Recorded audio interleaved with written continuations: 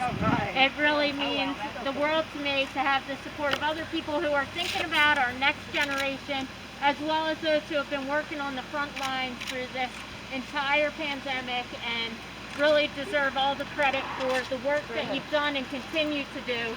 I'm excited to be out here and really encourage people to be casting their ballots early. We know how important it is to make every voice heard in this election. And in South Jersey, where for too long we've been left behind, this vote means more than anything to me, but to the people who have been struggling, really, not just during the pandemic, but long before. We know that the unemployment in this area is high, that our kids are really struggling, that we need to have job opportunities once they graduate from college, and that South Jersey's economy needs a boost. And it's going to come in the form of investment in infrastructure. It's going to come in terms of making sure people have access to health care, that they're not waiting till the last minute because they just can't afford to go and do anything when it comes to prevention.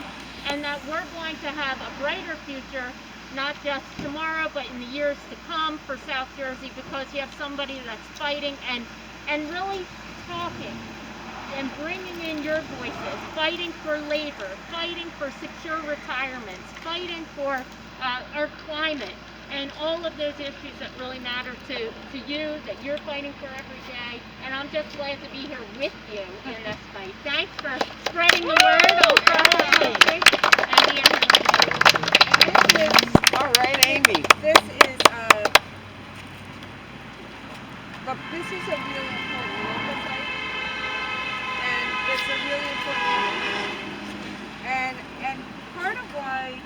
So on a local level, when you can see what COVID has done to Atlantic City and how the whole economic wherewithal of South Jersey, the rug just got pulled out with COVID.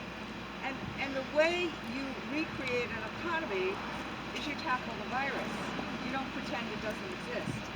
Because pretending it doesn't exist then all of a sudden means all the things that Debbie White just told me and others told me. Hey, how are you?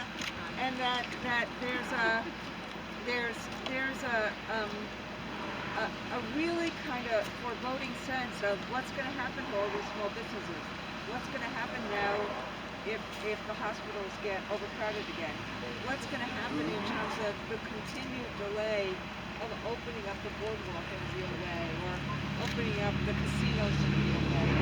And so there is a need to fight the virus and to actually listen to scientists instead of pretending it's all fictional. And so that's part and parcel of what's so important here.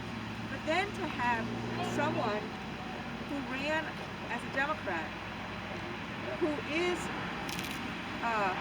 in the medical profession, who then flips to being on Trump's side and just undermines all of the trust that he asked from the voters, and then also undermines his Hippocratic oath and everything else.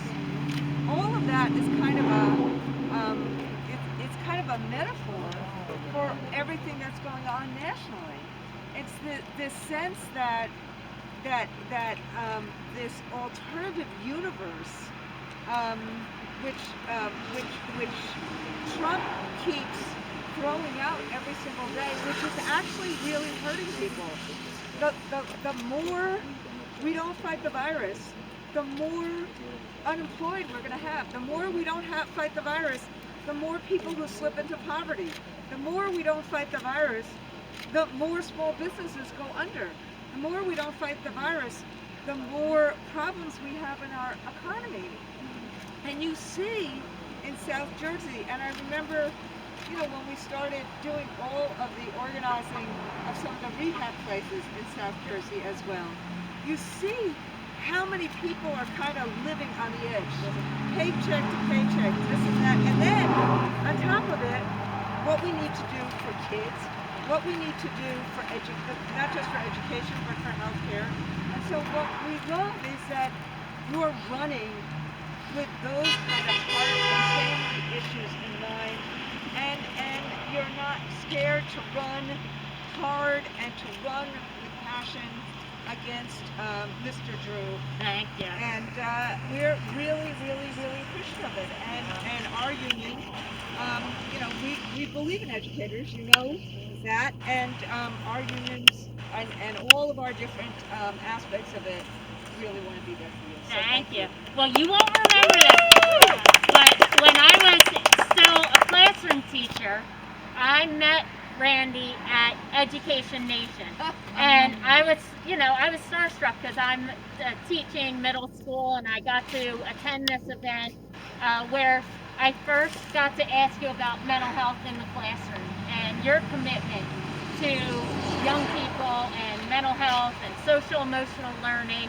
and inclusion, and making sure that not just inclusion in our classroom, but making sure that our society is one that embraces and includes even the most vulnerable people. And so that was my first experience with Randy, seeing her as a champion for these issues, fighting and being able to listen to you that day. But then we had a chance to talk in a small room where she took questions and really engaged with everybody that was there. And I got to ask her about that, and it was kind of the beginning of my chance to talk about these things outside of Northfield Community School. So I thank you for that. And what you're not going to believe is that Tim Schreiber, literally, a few minutes ago, just texted me, having no idea that I was going to be here today.